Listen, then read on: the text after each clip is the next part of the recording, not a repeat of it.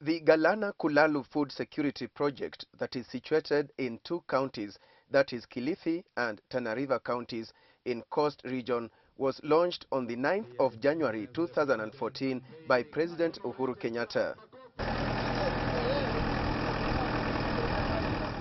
The first phase is the implementation of a 10,000-acre model farm that is meant to showcase how large-scale mechanized irrigation can be done in Kenya with the involvement of the private sector eventually. The government's pledge was to replicate the model farm in order to attain 1 million acres of land under irrigation across the country, according to the National Irrigation Board. It is a multi-billion shilling project under the collaboration of the Kenyan and Israeli governments, initially worth 14 billion shillings and now scaled down to about 7 billion shillings. This mill would have costed 3 billion and its operation and maintenance would have costed about 1 billion. Also, other components, remember that it's a new frontier, so there are going to be schools as well as hospital and police station. So all those components were removed, which would have costed another 3 billion. So the total cost of reduction is about 7 billion. Galana Kulalu project is driven more by politics, and that is where the worrying aspect of it comes in. The cost and implementation of the project is now the subject of investigation by the National Assembly Oversight Committee on Agriculture. So many issues have been cleared. What we have not cleared and we need to go to the ground is whether they have replanted the 6 varieties to prove. Secondly, there are a lot of equipments involved in these issues. A lot of machineries are involved. We need to see where those machineries are there. We are told that 10,000 acres is ready for planting after this harvest of February. By March, for the April rain, it is going to be in a full scale. I've also heard and I've also engaged with them, but it seems there was misunderstanding in the first place of the whole concept of Galana Kulanu. And there was perception that it was actually for defrauding Kenyans. Taxpayers' money were going to be lost and so on. But when we went from item to item, scrutinized, see the cost, both locally and internationally, they agreed that actually it's a viable project. What may have infuriated Kenyans the most, observers say, is the revelation that the initial 500 acres of crop under demonstration yielded only 10 bags per acre, yet ordinarily farmers are able to harvest more than 20 bags per acre. Again, the Noor-led National Assembly Committee on Agriculture says the initial information the committee got on the yields was not complete, that the 10 bags per acre was the average, yet there were 13 varieties under test.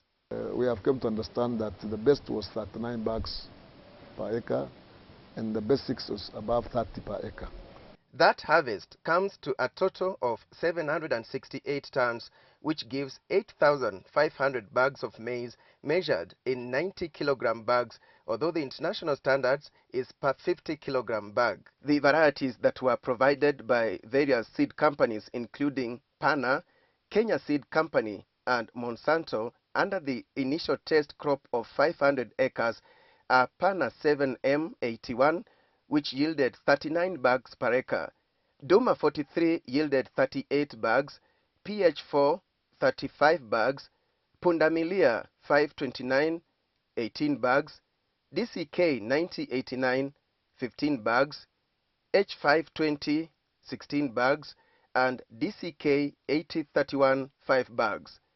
Pana 15 6 bags, HS 13 7 bags, H5 13 5 bags, and Pan 4M 21 6 bags. We immediately planted the second crop, which is ready now and is due for harvest at the end of February. The second crop comprises of the top 6 varieties. Out of the 13, we have picked the highest yielding varieties, and we are expecting that this second crop should do much better than the first one.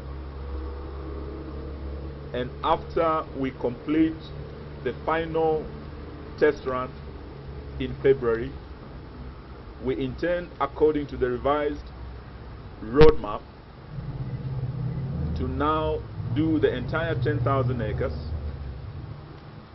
based on the top 3 varieties that will come from the top 6 that we have tested in the second crop. So it is huge, it is costly, it is an ambitious project whose impact on livelihoods in Kenya could be equally huge if successfully implemented. The Parliamentary Committee on Agriculture that is looking into how the project is being managed says its verdict is not yet final, and that can only be finalized after they make a second visit to the farm. For KTN News, I'm Alex Chamwada.